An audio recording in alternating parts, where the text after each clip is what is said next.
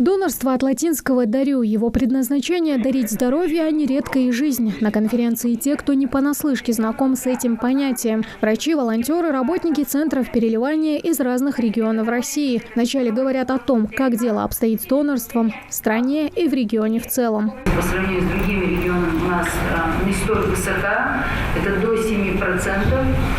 Сама мощность станции – это около 3 тонн заготовки. Ежегодно наша заготовка она меняется от 2 тонн до 3. 3 тонны у нас было несколько лет назад заготовка. Если с понятием донорства крови знакомы многие, то со стволовыми клетками все намного сложнее. Согласно исследованиям, большинство в России мало знают о донорстве костного мозга. Вот и Роза Мальсагова не раз жертвовала кровь на станции переливания. А вот сдавать свои стволовые клетки как-то всегда боялась. Когда у меня была возможность, позволяло здоровье, я всегда старалась сдавать кровь. И всегда с удовольствием это делаю и советую своим близким, родным. Скажу про донорство костного мозга. Вот то, что сегодня приехала Малышева, очень прекрасный специалист. Вот Мака Тунгоева тоже. Они очень грамотно так изложили всю эту работу, что меня это очень сильно заинтересовало.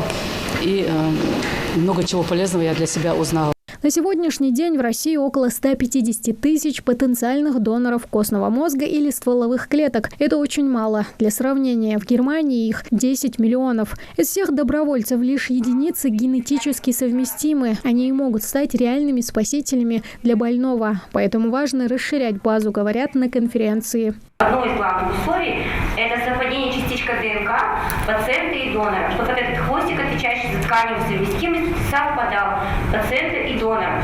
Вот, если такого донора не нашли в семье, обращаются в российские регистры. По данным Минздрава, ежегодно в стране сдают кровь более 1 миллиона человек. Откликнуться на беду и спасти чью-то жизнь. Каждому третьему жителю Земли хоть раз требуется переливание. Потребность в обычной крови растет с каждым днем, но многих до сих пор пугает эта нехитрая манипуляция. Служба крови Ингушетии представлена единственной службой. Подается потребность нашего медицинских учреждений, и на основании этой потребности мы работаем ежегодно, то есть план формируется ежегодно.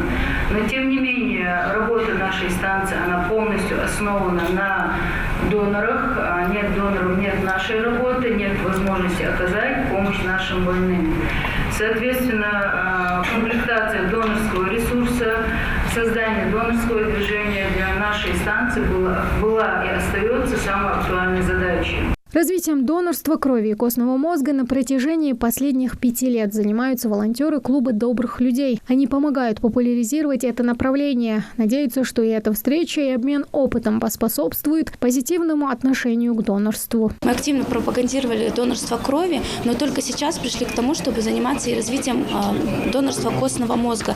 Это направление сейчас во всей России набирает очень хорошие обороты, и это действительно очень важная тема, поскольку костный мозг – это достаточно сложный материал, который необходим для пересадки онкологическим больным. Для нас самое главное – это обмен опытом, потому что донорство крови – это достаточно специфическая тема, и у каждого из присутствующих есть свой ценный опыт, которым важно и нужно делиться. Создать достаточный запас крови и ее компонентов для бесперебойной подачи. Чем больше людей начнут сдавать кровь, тем выше гарантия, что в критический момент нуждающимся не придется ждать. Тамара Хашагульгова, Адам Далаков, Новости 24.